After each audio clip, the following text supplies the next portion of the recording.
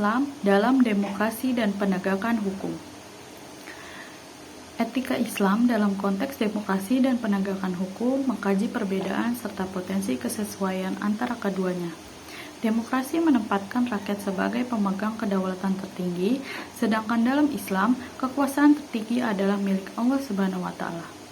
Demokrasi adalah sistem pemerintahan di mana rakyat memegang kedaulatan tertinggi dan menjadi pusat penyelenggaraan negara di mana setiap keputusan harus mengedepankan kesejahteraan rakyat. Dalam demokrasi, kekuasaan berasal dari rakyat dan dijalankan secara langsung atau melalui perwakilan, serta keputusan diambil berdasarkan suara terbanyak.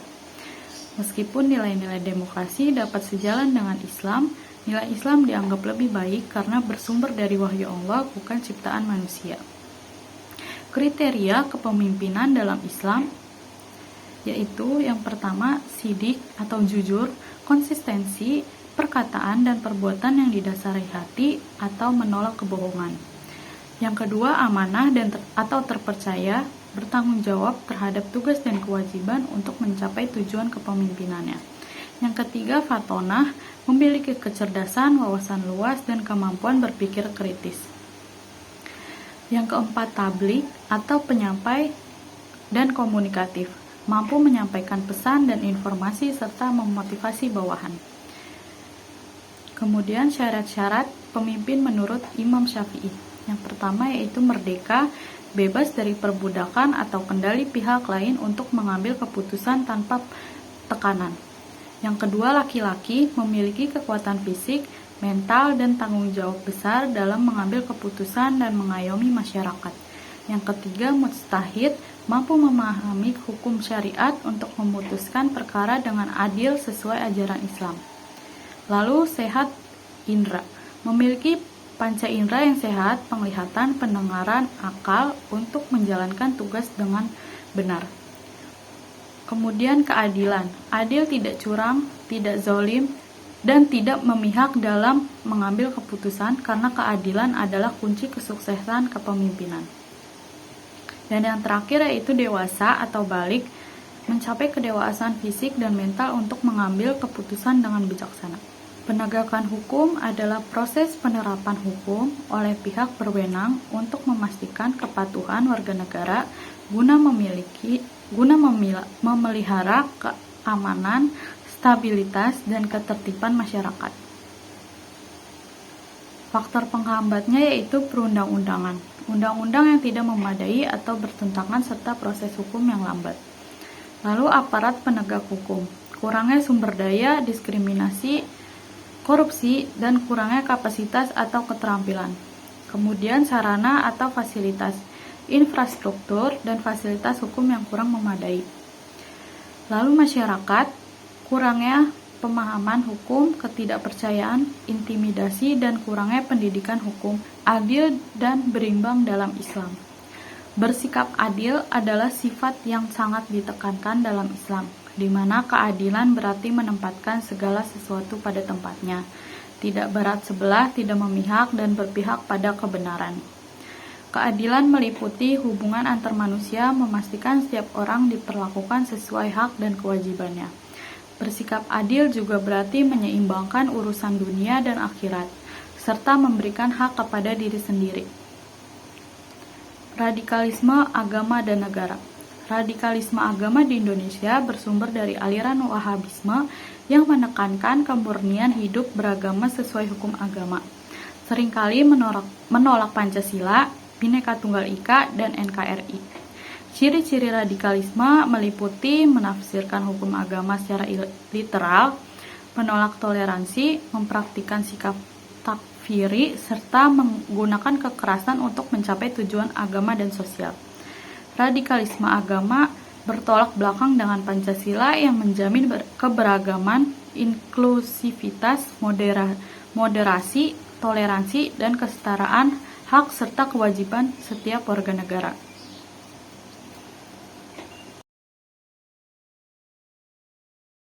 Pembinaan akhlak adalah proses krusial dalam membentuk karakter dan moral seseorang.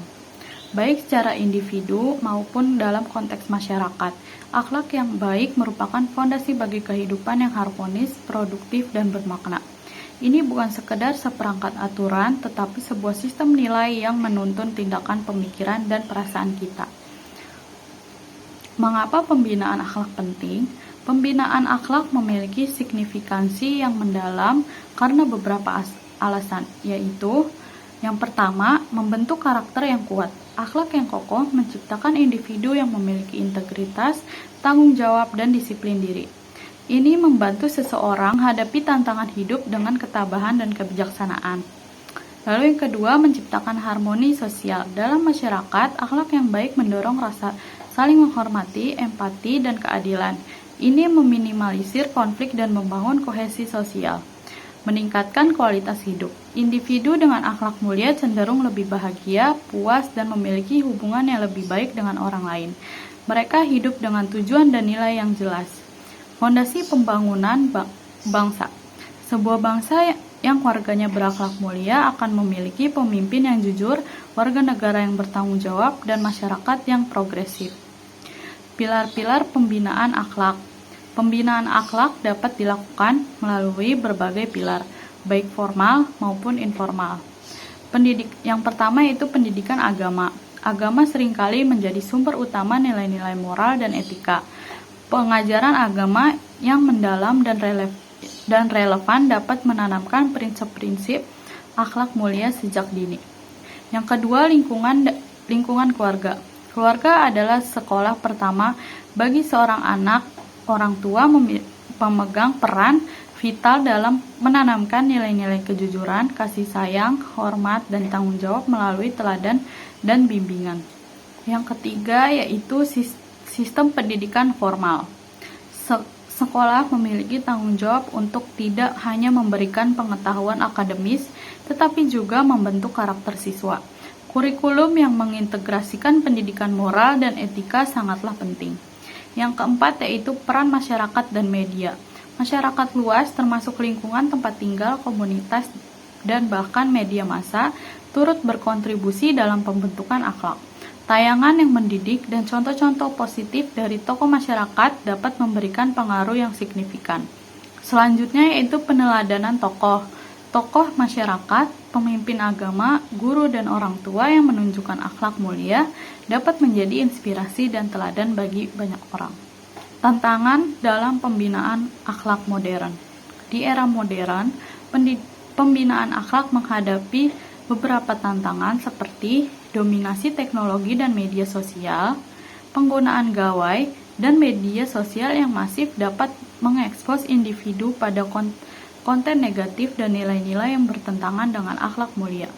Kemudian individualisme dan materialisme. Kecenderungan masyarakat modern yang lebih individualistis dan berorientasi pada materi dapat mengikis nilai-nilai kebersamaan, empati, dan integritas. Kurangnya keteladanan. Krisis moral di kalangan beberapa tokoh publik dapat menyebabkan hilangnya panutan bagi generasi muda. Kemudian adanya strategi efektif dalam pembinaan akhlak. Untuk mengatasi tantangan ini diperlukan strategi yang efektif. Strategi efektif dalam pembinaan akhlak. Pembinaan akhlak bukanlah tugas salah satu pihak, melainkan membutuhkan kerjasama antara keluarga, sekolah, lembaga agama, pemerintah, dan masyarakat. Pendidikan harus mencakup aspek kognitif, efektif, dan psikomotorik dengan penekanan pada pengembangan karakter dan nilai. Teknologi dapat digunakan sebagai sarana untuk menyebarkan nilai-nilai positif dan edukasi moral. Komunitas berbasis agama, hobi, atau profesi dapat menjadi wadah untuk saling mendukung dalam praktik akhlak mulia.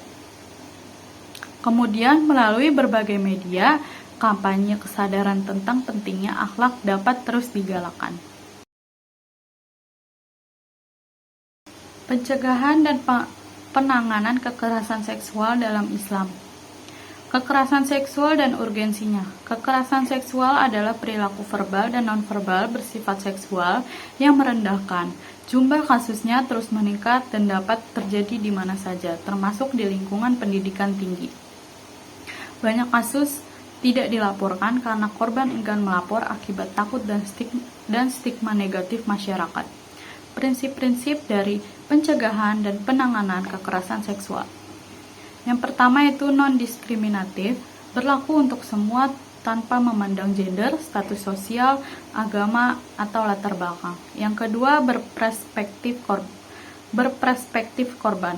Kepentingan dan hak korban menjadi prioritas utama dengan perlindungan, keadilan, dan dukungan psikologis. Yang ketiga yaitu keadilan dan kepastian hukum. Setiap kasus harus diproses adil sesuai hukum dengan prosedur jelas dalam pelaporan, investigasi, dan penegakan hukum.